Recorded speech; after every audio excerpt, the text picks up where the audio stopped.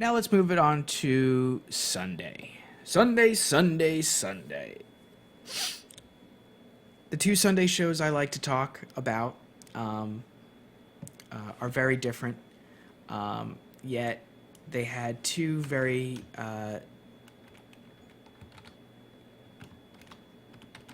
telling episodes, and it encompassed in this epic week of television thus far that I will be discussing tonight on TV Talk with the New Nerd in Town. First of which is Once Upon a Time. Now, Once Upon a Time this season so far has just... It's been keeping with the formula that Once Upon a Time has been keeping with, in which it takes one of the characters that you're supposed to love and you're supposed to really cherish and just turns them, and it makes you kind of hate them. They did it with Peter Pan. They're doing it with King Arthur right now, and yes, right now, Dark Swan is full-fledged darkness in Storybrooke. And we're in Camelot, and we're finding out what finally made Emma go from, I don't want to be the Dark One, I want the powers taken out of me, let's get Merlin, to fast forward to Storybrooke, and she's full-fledged Dark One, and she wants to combine Excalibur and the Dark One's dagger. So, beginning of the episode, we see Merlin again. Now, I'm sorry. For some reason, this show just keeps pulling a veil over my face, and I just keep missing the obvious clues. The beginning of this season, we saw a man come up to a young Emma Swan and said, "Don't do it. Don't pull Excalibur from the stone." And I can't remember if he said his name was Merlin or not, but apparently we find out that it is Merlin. Now, here's the thing. I saw the casting announcement for Merlin. I was happy with the casting announcement for Merlin because he was a no-name character. I mean, he has been in some stuff, but not like... He wasn't Liam Neeson or Daniel Day-Lewis or anything, a house brand name. He was an actor who had done stuff, yes, but this is going to be his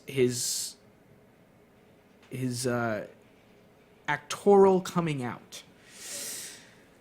Well, shame on me for not putting two and two together and not remembering all this stuff, but you do get to see how Merlin was trapped in the tree, thus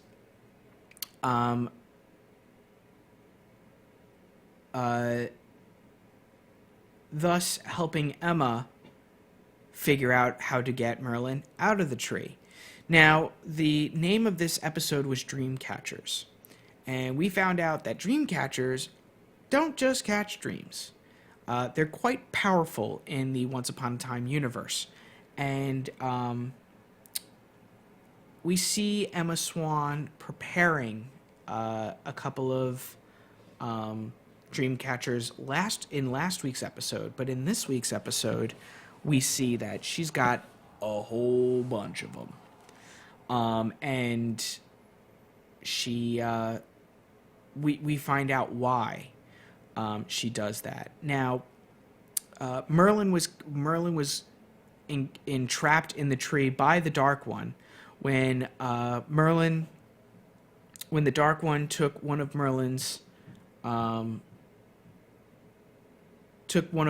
tears of a lost loved one, dropped it on the Dark One's dagger, pointed it at him, and put an obvious spell on him in order to make him into a tree. So naturally, what you need is a potion that contains lost of a true first love. So, so Emma Swan and Regina, the former evil queen turned kinda savior. They bring back a painful memory of Regina's in order to try to get that first one's love's tear, but Regina's kind of moved on from her first love. It is tough. I had to do it.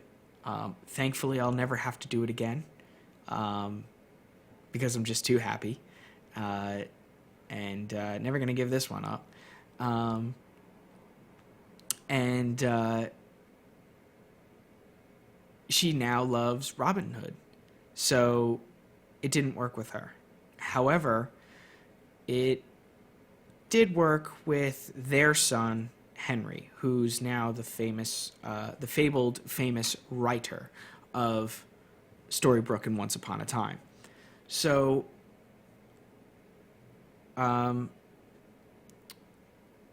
Henry had been trying to court a young girl named Violet who's about his age in Camelot, and he's the cool dude who's from a different country, and he's got these cool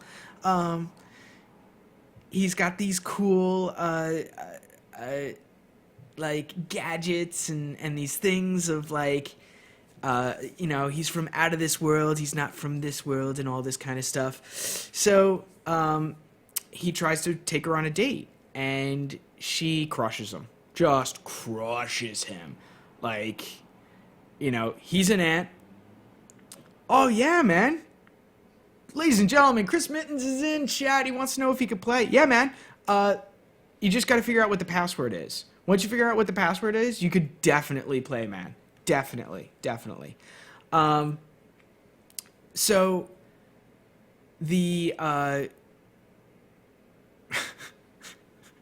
You troll. So, yeah.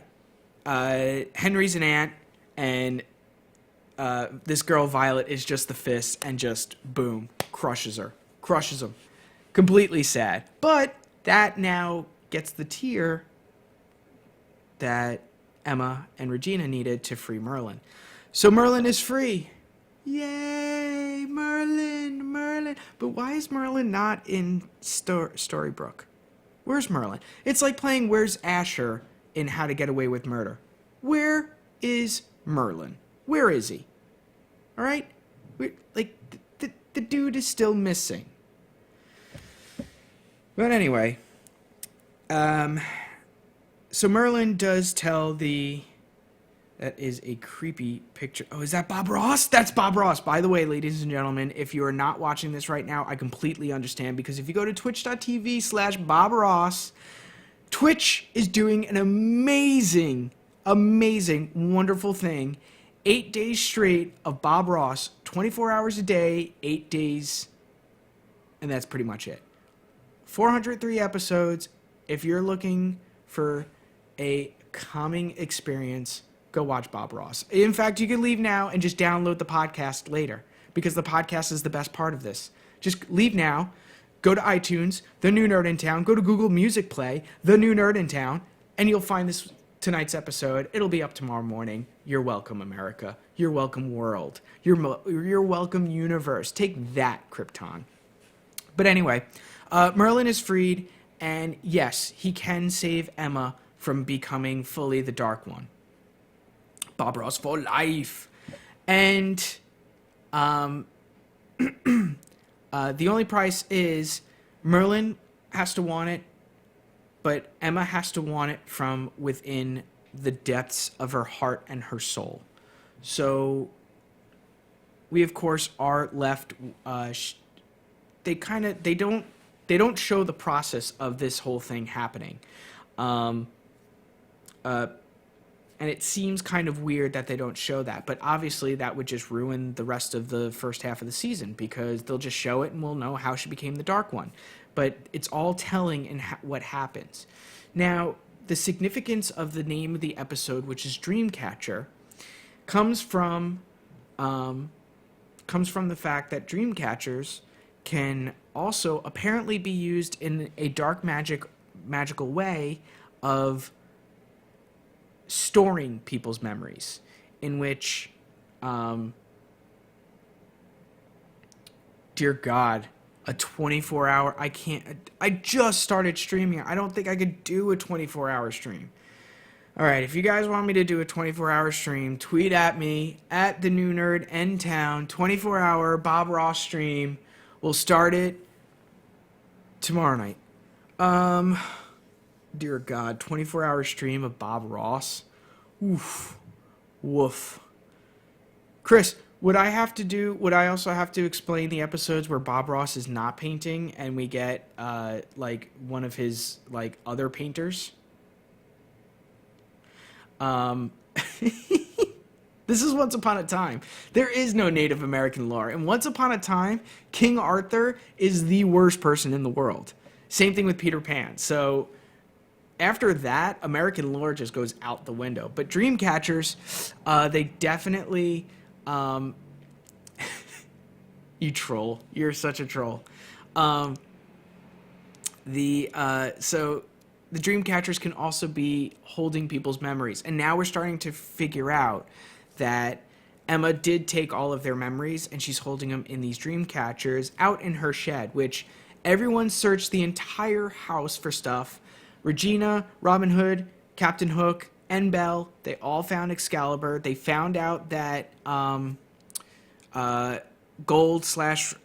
Gold / Rumpelstiltskin has been kidnapped from her and is now being trained by Merida from Brave to become Brave, in order to be the hero that Emma needs to pull Excalibur back out of the stone. Yet they didn't check the shed where all the Dreamcatchers are. So there is a shed in the back with a whole bunch of Dreamcatchers, and that's where all their memories are. So hopefully they'll find that within the next week's, within this upcoming Sunday's episode. And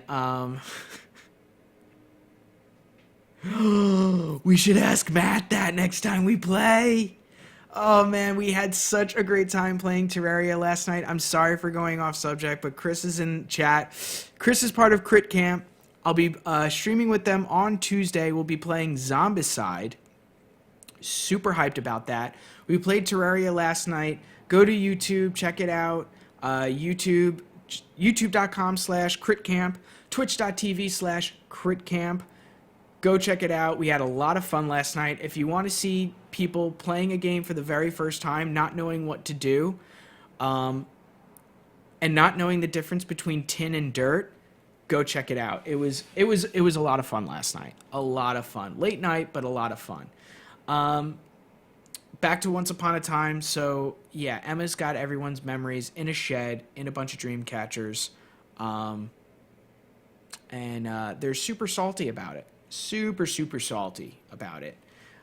So we'll get to see how the training continues with Merida and Mr. Gold / Rumpelstiltskin. And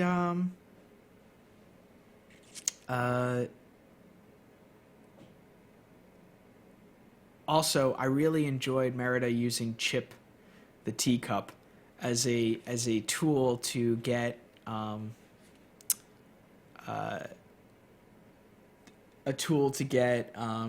Mr. Gold to fight back. I thought that was pretty cool. Yeah. So that was this past week's Once Upon a Time. So we did get to see Merlin. We did get to see the fact that he can help Emma out, but it looks like Emma's a little hesitant again.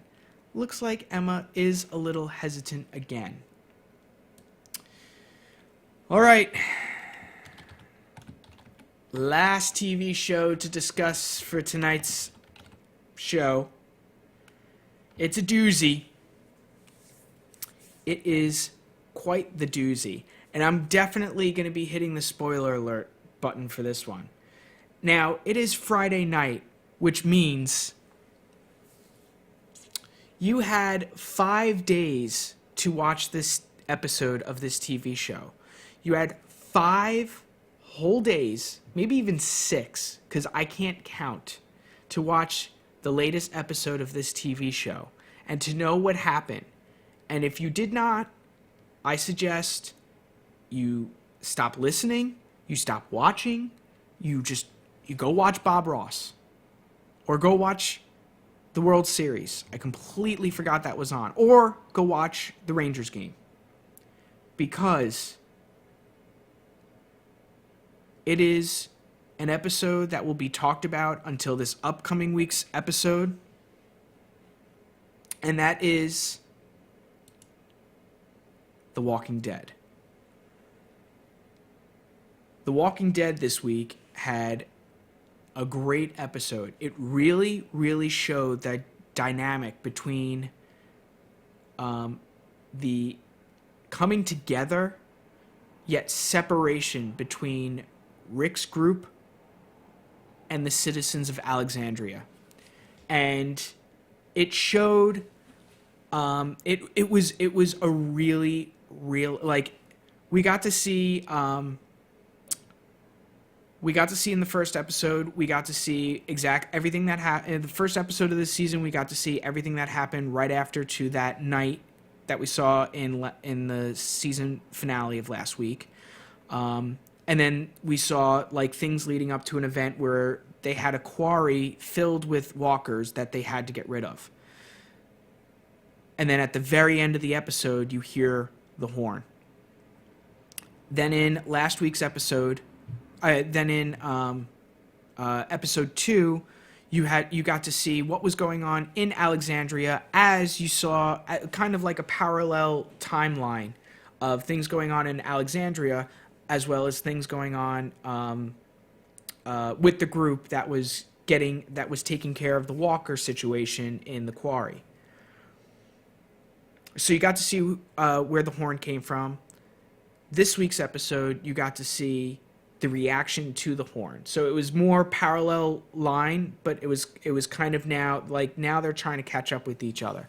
So now the horn's been sounded, and we've now switched our focus from Alexandria back to Rick Grimes, back to Daryl, back to Glenn, back to Michonne, and back to the Alexandria group.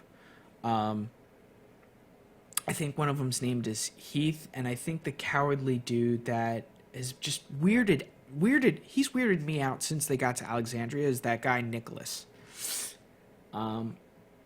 So Rick decides to break off from the group. Now Rick is with Michonne, Glenn, this guy Nicholas, Heath, and a couple other people from Alexandria. Now Rick definitely knows the differences between his group, the people within his group, and the people of Alexandria. He knows that if one of them is injured, one of the people in their group is injured, they'll try to fend themselves as best as they can, and if they happen to show back up in Alexandria unscathed, unbitten, then great. He knows they're survivors. But the people in Alexandria, they're slow to begin with. So he pulls Michonne aside, but still kind of in Heath's listening range, and says, listen, if you gotta leave him, leave him. And Michonne, she said okay. Now Michonne, we've seen she's become a bit more passionate of a person since trusting Rick and the rest of his group. And yes, there's been a lot of loss between the time that she met them, she joined them, she didn't trust them, she began to trust them, and saw the unraveling of Rick into what we see now. But she's still got a little bit of heart left in her. I think she does. So she leads the group along with Glenn and Nicholas and Heath. The others are injured.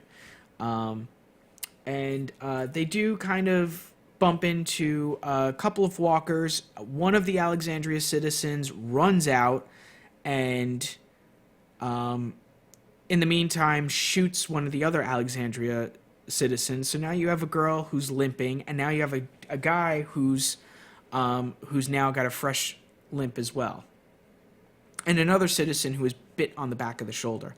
So you've got 3 Alexandria citizens that are injured. I mean, you can't, like, it's like, you would think that I'm having a hard time to say this, but you would think that, like, your group is just going to get it. Now, Heath has just got this really weird kind of, like, after hearing what Rick said to Michonne, Rick's got this, like, uneasiness with Michonne because he thinks that she's going to carry through on it. So they get to this little city thing. So they get to this town that apparently is familiar to Nick and Heath from their scavenging missions as part of the group of Alexandria.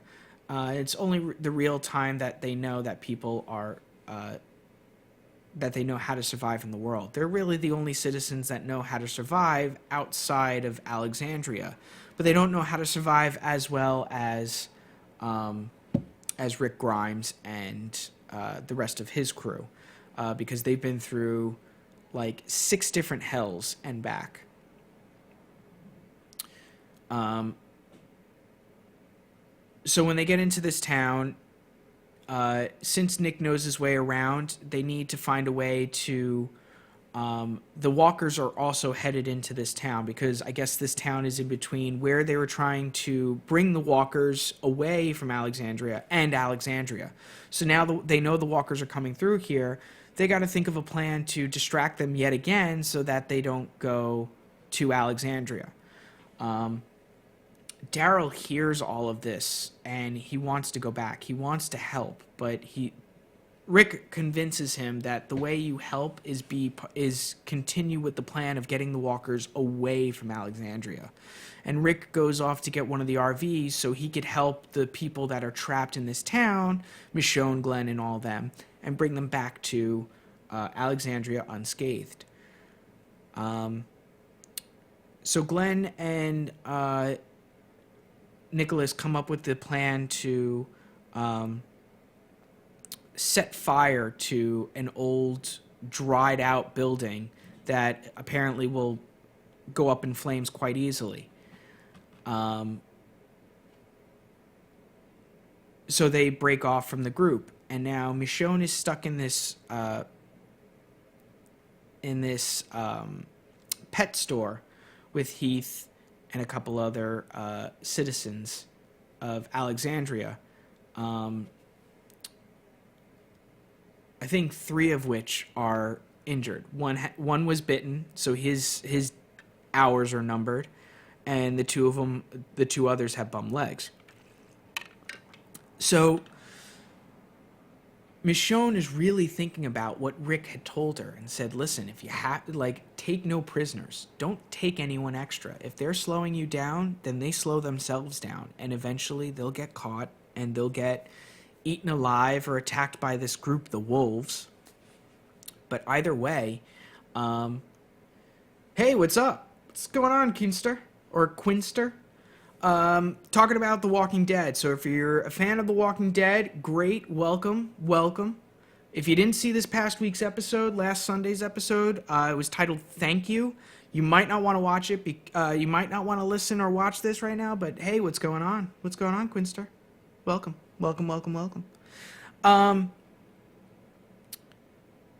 So Michonne, Heath confronts Michonne about what Rick said. And Michonne tells Heath, listen, I'm not going to leave them. And Heath, he's skeptic. He's being a skeptic about it because he heard what Rick said, and that's not nice. That is absolutely not nice. But then you see when the pet store gets okay, cool. All right.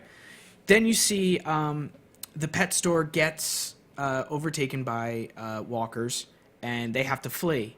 And one by one, as you know, I'm sure, Quinster, you're smart. Like everyone else out there, you knew that the the people from Alexandria that were injured, they're not going to make it. So Heath and Michonne are left, I believe, with someone else, with one other person, it seemed like. And Glenn and Nick find sort of their own trouble.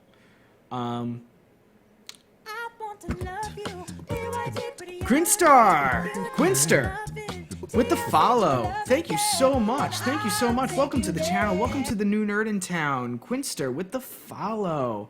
Thank you for hitting that little love button. It was a little love button. Little love button. There was supposed to be a little Michael Jackson on top of there. Don't know what happened, but thank you so much. Thank you so much for following. For those of you listening in, anytime you hear PYT, that means that somebody followed me on Twitch and liked the channel. So thank you so much. Thank you so much for hitting that button. And I'm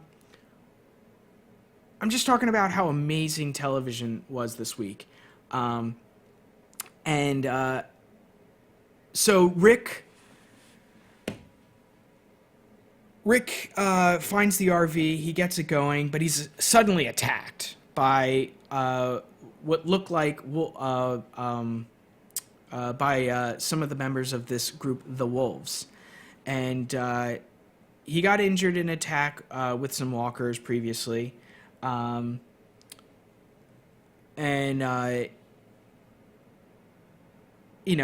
he's trying to nurse the hand and also try to get the RV up and running, the wolves attack him, and he's able to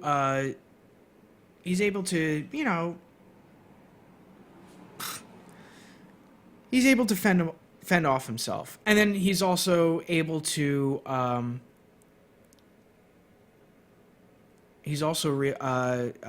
sorry, I'm like losing my train of thought. Don't stay up till 1 a.m. and then work the next day, all right? That's all I gotta say. But anyway, he goes on the offensive, and he just mows down a whole bunch of people outside of it. Now, when he looks down into the bag of one of the wolves, he sees this baby carrot baby food. And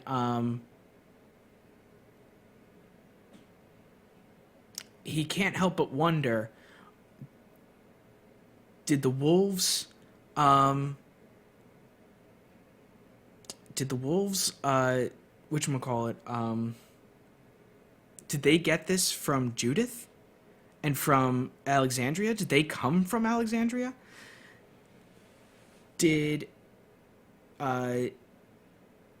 Are they scavengers themselves and they just happen to find this and they have a baby too, and maybe I killed someone's father? So there's a whole bunch of things that just go crazy. But there's just no real you don't really know what's going on in his head. And in the episode where they showed the wolves attacking Alexandria, yeah, there's kind of this when the wolves attacked Alexandria, you did see Judith on like one of those little like drop cam type things, which I thought was weird. It's like a post-apocalyptic world, and they have like a Wi-Fi thing to see the baby, but you don't see it again. So that makes me a little suspicious about whether or not Judith is still around. I hope she is. I really don't wish the worst of a infant, but it really does make you wonder, and obviously that's what they want you to wonder. And Rick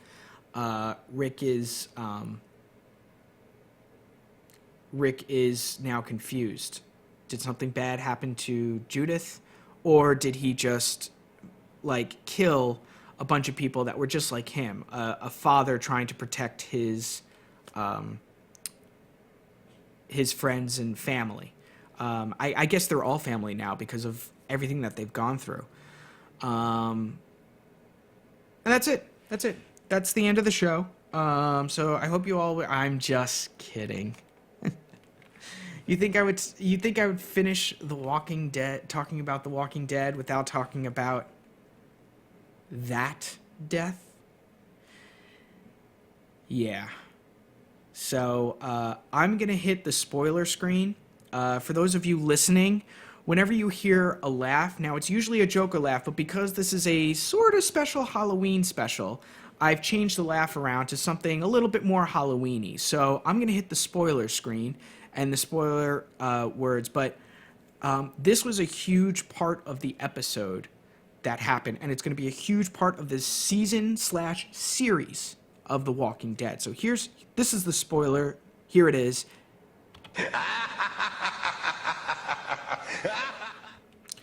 All right, we're in spoiler alert mode. Now, Glenn and Nicholas break off from Michonne, and they go to find this building that has that they're going to set on fire, hopefully distract the walkers that are coming into this town, and thus giving Rick enough time to get them out of there, to get the RV and get the group out of there.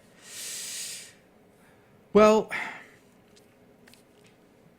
throughout the episode and throughout pretty much the whole season so far, Nick has been kind of zoning in and out and kind of having these second guesses as far as what is he doing. Similar to what Glenn had been going through in some of the earlier seasons. What those earlier seasons were, I don't remember the numbers, but I do remember earlier in the series, Glenn was going through exactly what Nick is going through at the beginning of this season, and sort of towards the end of last season. So Nicholas and Glenn broke off, and they're trying to fight off as many walkers as they can, and Nicholas kind of goes a little nuts. A little nuts. Hey, Preppers, how you doing? Welcome. Hello. We're talking Walking Dead. We're in spoiler mode. We're in spoiler alert mode. So, just want to let you know, if you did not watch this past week's episode of The Walking Dead, you might want to leave. And I'm serious, because this is a huge thing. I've seen people hashtag it, #thatdeath. So, you've been spoil alerted. So, Nick and Glenn find themselves completely trapped by walkers, and they're standing on top of a dumpster. Nick goes into one of his kind of dizzy spell, like WTF moments, and in a moment of what appears to be clarity, he says thank you to Glenn and proceeds to take his own life. And then the way it was shot afterwards, you see Nick's lifeless body pull Glenn into a sea of walkers. And you proceed to see Glenn. Just kidding. Thanks. I was getting a little nervous there. I was like, okay, bye then. Oh, I mean, yeah. But just kidding. You're a jokester. You are a jokester. You're a jokester. Preppers. You're a jokester. But anyway, you proceed to see Glenn's face and walkers just going to town on a body. Now, everybody has been stunned, is completely stunned by this. Everybody is speechless at this point. Everybody basically had somewhere to close to this face and to this expression. What? What just happened? Could it be? I have a couple of theories, some of which may seem a little far-fetched, some of which may make more sense than some of the other ones. I'll go with the devil's advocate approach to what happened. And that is, Glenn is dead. Done. Glenn is done.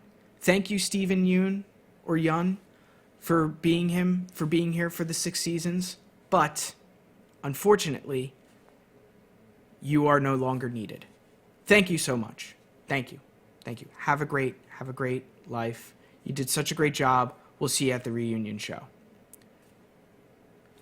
Just hear me out. Nick took his body. There is no way he can't crawl under the dumpster.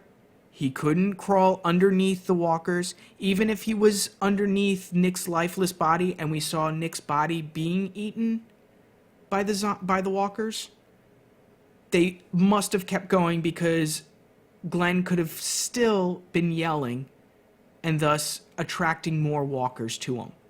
In which case, there's no possible way he could have gotten out. Now, that's just one theory. Now, let's go to a little bit lighter theory, to which Glenn is alive. It may seem far-fetched because of all the variables I just mentioned, where Glenn, there's a sea of walkers, no possible way.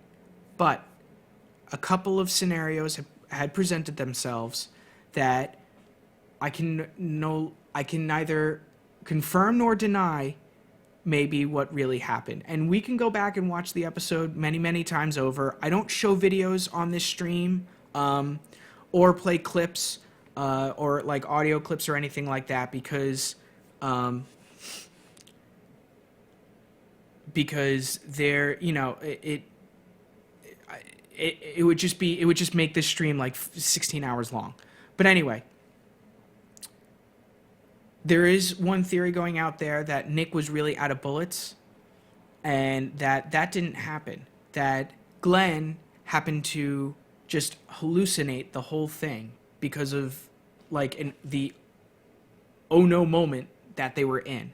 The oh crap moment of Hey, Pareppers, or Pareppers, welcome to the stream. Thank you so much for following, hitting that follow button.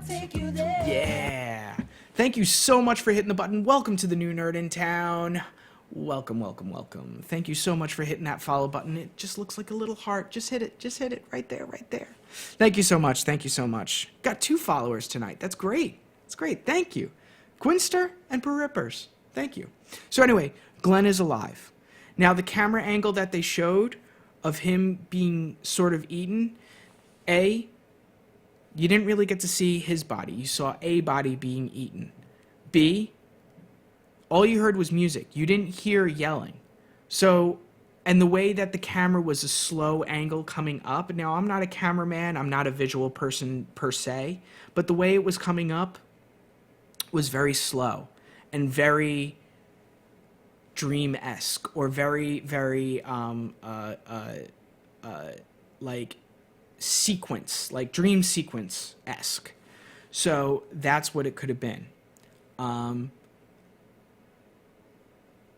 Also, they could have someone asked me, well, how did there become so many walkers in that area? You have to realize the walkers in The Walking Dead are attracted by sound. And they were firing their guns as they were getting to this dumpster area. So that's how a lot of the walkers. That's why there was a quote unquote sea of walkers. So I like to think Glenn is probably still alive. I have not read the comic books, but I did read articles. I read after I watched the episode, I did what everybody else did and just went straight for the internet. It was like, how can it be dead? How can he be dead? I mean, they say that in the comics he's dead as well, and he died, but he went out in a bigger, better fashion than someone literally dragging him down to his death. Now, there were many times that he was supposed to die, and we know that the cast and crew of The Walking Dead love to play mind games with us, the viewers. I mean, last season, pictures showed up of the actor who plays Glenn, Steve Yeun, hugging all the other cast members, which was a ceremonial thing that each cast member who was killed off in does after they've taped their last scene, which usually is their death. So they did that, and all the pictures had surfaced, and we got through season 5, and lo and behold, Glenn was still alive. And there were a couple times where we all thought Glenn would die, but he was still alive. And now there are pictures surfacing of him being on set with everybody, currently. Like, oh yeah, no, he was on set like 2 days ago. Don't worry about it. Don't worry about it. He's still alive. Again, they like to play mind games with us, so we need to be on our toes with this kind of thing. Now, the same thing kind of happened in Game of Thrones, where where Jon Snow supposedly died, and he has been seen on set taping the new season. But that also could mean that they're taping maybe like back scenes, cut scenes for past events, and all that kind of stuff. So it was a huge kind of like, what moment, which is definitely a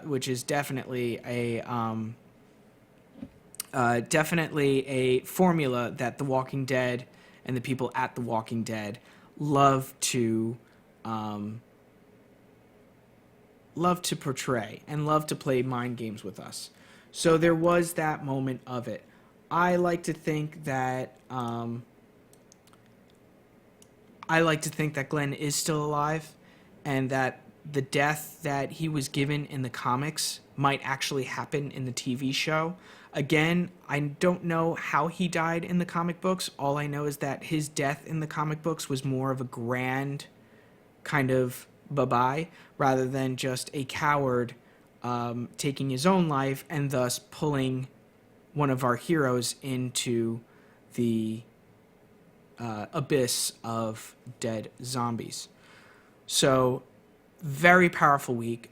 Absolutely powerful episode to start off a powerful week of television shows. I cannot wait to talk to you on Sunday again about the shows that happen from Wednesday to Sunday. But yeah, from the birth of the Riddler, the birth of the TV show, the entire TV show of Supergirl, we get to see a little bit closer glimpse of Dark Swan, and we get to meet Merlin. Not as much Merlin as I had hoped, but hopefully a little bit more. And the return of Firestorm, by the way of Jefferson Jackson. So yeah, so Sunday we're gonna be back here 8:00 p.m. Eastern. Going to be talking about Arrow, which, judging by some of the pictures I've seen on Twitter, he had a pretty sweet new layer. So I'm going to check that out. We're going to talk about Arrow. We'll talk about American Horror Story Hotel, which, again, I'm really excited because I finally get what's going on. And I'm really digging it. I'm digging it. It took me a while. I shouldn't have judged a book by its cover on that one, but clearly I did. And we'll talk Marvel's Agents of S.H.I.E.L.D. because I didn't talk about it tonight because of the addition of Supergirl to the lineup. And definitely going to be talking about my favorite Thursday night show, How to Get Away with Murder. Woo! Can't wait to see what happens with Annalise and the Keating Five. So that's right. So Sunday night, Wednesday night, 8 p.m. Eastern Standard Time. Almost every time, check on Twitter. I am on it. I've been reposting stuff. Been reposting a lot of stuff from I believe his name is Super Bros Movies or something like that. I don't know. I retweet a lot of his stuff and give him, I troll him a little bit. If you want to check me out on another stream, I will be on twitch.tv/critcamp on Tuesday at 10 p.m. Eastern. Oh boy, that's going to be a late night. Going to be playing Zombicide with Chris and Lyle and Angelo, I believe. We're going to be playing some Zombicide. Going to have some fun. Check out my social. I'm on Facebook. Facebook.com/The New Nerd in Town. Twitch.tv/The New Nerd in Town. All one letter. YouTube.com. Just search The New Nerd in Town and look for my beautiful picture. I don't know why I'm talking with like a southern accent tonight every time I do something kind of funny, but that's what I'm doing. And definitely tweet at me with any TV shows you think I should be watching, or if you just got any ideas. Pereepers, I'm sorry if I'm mispronouncing your name. I hope he's alive too. Glenn's a great character. I'm really pushing for him. I hope he's alive.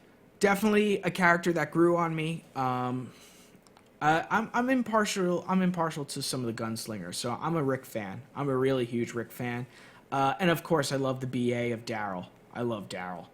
But anyway, I'm also on iTunes. iTunes, just go into iTunes podcasts. Yeah, click on the podcast tab. The New Nerd in Town. You'll see only one episode, but hopefully I'll get the second one up tonight.